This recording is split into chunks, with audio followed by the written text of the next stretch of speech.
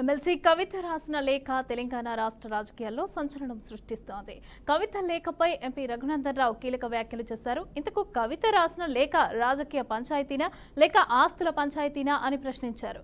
రాష్ట్రంలో అధికారం కోల్పోయిన నాటి నుంచి కేసీఆర్ కుటుంబంలో లుకలుకలు వచ్చాయని, ఇక ఇప్పుడు అవి వారసత్వ యుద్ధంగా పరిణామం చెందాయని రఘునందన్ రావు కామెంట్ చేశారు. రానున్న రోజుల్లో కవిత మరో షర్మిల కాబోతోందని ఆయన జోస్యం చెప్పారు. కవిత కాంగ్రెస్ పార్టీలోకి వెళ్లే అవకాశాలు పుష్కలంగా కనిపిస్తున్నాయని అన్నారు.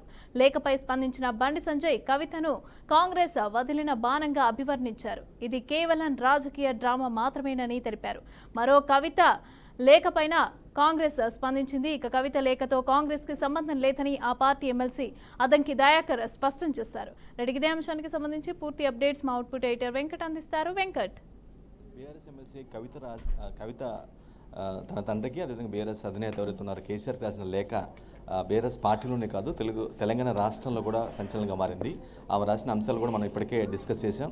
ప్రధానంగా ఇది సిల్వర్ జూబ్లీ ఫంక్షన్ ఏదైతే జరిగిందో, వాళ్ళ పార్టీకి సంబంధించిన మీటింగ్ ఏదైతే జరిగిందో ఆ మీటింగ్ పట్ల ఆమె వ్యక్తం చేసిన ఆమెకున్నటువంటి అంటే ఆమెకు అందిన సమాచారం కావచ్చు, లేదంటే ఆమె పరిశీలనకు వచ్చిన అంశాలు కావచ్చు, ఇవన్నీ కూడా పాజిటివ్ పాయింట్స్, నెగిటివ్ పాయింట్స్ అంటూ ఒక ఐదు పత్రాల లేఖని పంపించడం జరిగింది. అది యాక్చువల్ నిజానికి మీటింగ్ అయిపోయిన రెండో రోజో మూడో రోజో వచ్చి ఉండొచ్చు. బట్ అది చాలా గ్యాప్ తర్వాత సంభవం అది సీక్రెట్గా ఉన్నటువంటి ఆ లెటర్ అనేది బయటికి అనూహ్యంగా బయటికి రావడం, దాని సోషల్ మీడియాలో వైరల్ అవడం, దాని గురించి డిస్కస్ చేయడం, చాలా అంశాల గురించి ఆమె ఆ లేఖలో పొందుపరచడం జరిగింది. పాజిటివ్ ఏదైతే కొన్ని అంశాలని కోట్ చేస్తూ పాజిటివ్ అంశాలని కొన్ని రాశారు. కొన్ని నెగిటివ్ అంశాలు ఏదైతే అంటే ఇవి చేసి ఉంటే బాగుండేది, బట్ మీరు టచ్ చేయలేదు, కొన్ని అంశాలు చాలా కీలకమైన అంశాలు మీరు టచ్ చేయలేదు, చేసి ఉంటే బాగుండేది. అదేవిధంగా బీజేపీ ఏదైతే ఎదుగుతూ ఉందో ఆ పార్టీకి సంబంధించి ఆ పార్టీ గురించి కేవలం 2 నిమిషాలు మాత్రమే మాట్లాడారు అంటూ దాన్ని కోట్ చేయడం కానీ, లేదంటే ఇంకొంత పవర్ఫుల్గా ఉంటే బాగుండేది మీటింగ్ అని, అంటే genuine feedback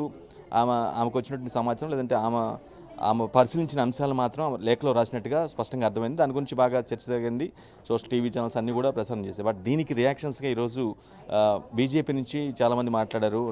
MP Raghunandan Rao కావచ్చు, లేదంటే మరో ఎంపీ డీకే అరుణ కావచ్చు, కేంద్ర మంత్రి బండి సంజయ్ కావచ్చు, లేదంటే కేంద్ర మంత్రి కిషన్ రెడ్డి కావచ్చు, వీళ్ళంతా కూడా మాట్లాడింది. అటు కాంగ్రెస్ నుంచి అద్దంకి దయాకర్తో పాటు కోమటిరెడ్డి వెంకటరెడ్డి, ఇలా ఈ విధంగా కొంతమంది మాట్లాడింది. కేవలం అంటే ఒక్కొక్కరు టైప్లో దాన్ని లేఖపై స్పందించడం జరిగింది. పెద్ద డ్రామా తప్పించి అందులో ఏమీ ఓకే. రఘునందరావు చేసిన కామెంట్స్ మాత్రం చాలా ఆసక్తికరంగా ఉన్నాయి. అంటే ఈ తెలంగాణ శర్మిల కాబోతుంది అనే ఒక పాయింట్ ఏదైతే చెప్పారు, అంటే జస్ట్ లైక్ ఏపీలో ఏ విధంగా అయితే ఆమె అంటే అన్నను విభేదించి కాంగ్రెస్లోకి శర్మగా ఇలా కాంగ్రెస్ని లీడ్ చేస్తూ ఉన్నారు, సేమ్ ఇలా ఇక్కడ కూడా అది అలాంటిది జరగబోతుందేమో అని ఒక జోష్యం చెప్పినటువంటి పరిస్థితి కనిపిస్తుంది. ఇక్కడ బీఆర్ఎస్ పార్టీని వదిలేసి కాంగ్రెస్లో జాయిన్ అయిపోయి కాంగ్రెస్ని లీడ్ చేస్తారనే ఒక అంశం ఉంది. మరో అదేవిధంగా at the same time Congress నుంచి మాట్లాడినటువంటి అద్దంకి దయాకర్ మాకు సంబంధం లేదు, అదంతా వారి వ్యక్తిగత విషయం అంటూ కొట్టిపారడం జరిగింది. బట్ కోమటిరెడ్డి వెంకటరెడ్డి మాత్రం కొంత సెటరికల్గానే మాట్లాడారు. సో ఓవరాల్గా ఒక పొలిటికల్ స్ట్రోమ్ అయితే కవిత రాసిన లేఖ వల్ల వచ్చింది అనుకోవచ్చు. Mamata, right. Thank you Venkat, thanks for the updates.